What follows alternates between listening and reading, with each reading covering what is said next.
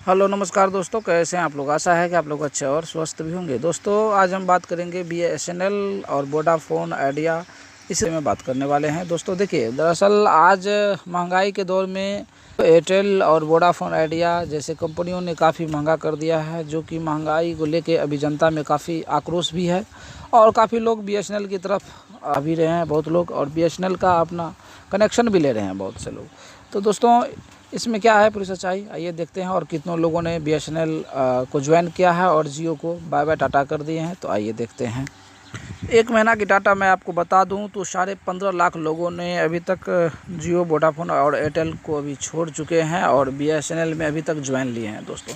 तो इस दौर में भी लग रहे हैं कि अब BSNL का जय जयकार होने वाला है और लोगों में बड़ी उत्साह है BSNL के लोग लेके। तो देखिए, अगर हो सकता है तो BSNL अगर ठीक ठाक चला, ये एक सरकारी कंपनी है और ये जो डाटा प्रोवाइड करती है उस हिसाब से उस दायरे में अगर देखा जाए तो ठीक ही ठाक है।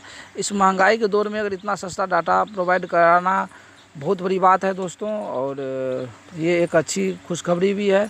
तो अगस्त महीने से 4G लॉन्च होने वाला है बहुत से ऐसे राज्य में। अभी बहुत से ऐसे राज्य हैं जहाँ भी अभी BSNL का 4G नहीं पहुँचा है। तो अगर आपके पास भी है तो हो जाए तैयार, अगर BSNL का सिम है तो हो जाए तैयार और उन्हें चालू करवाइए और BSNL का आनंद लीजिए। काफ़ी लोग पोर्ट टू BSNL भी लिख रहे हैं, देख रहे हैं, जैसे कि आप तस्वीर में देख सकते हैं। राजस्थान पत्रिका रिपोर्ट की दावा है कि राजस्थान में महज एक महीने में 1,61,000 लोगों ने BSNL से जुड़े हैं। इसी अवधि में एयरटेल को 68,412 लोगों और जियो को 6,01,508 ग्राहकों ने अलविदा भी कह दिया दोस्तों। तो ये जियो और एयरटेल जैसे कंपनियों के लिए बुरी खबर है और BSNL के लिए एक अच्छी खबर है। तो आप हमारे वीडियो को देखें, इसके लिए मैं आपको दिल से धन्यवाद देना चाहता हूँ। जय हिंद दोस्तों, नमस्कार।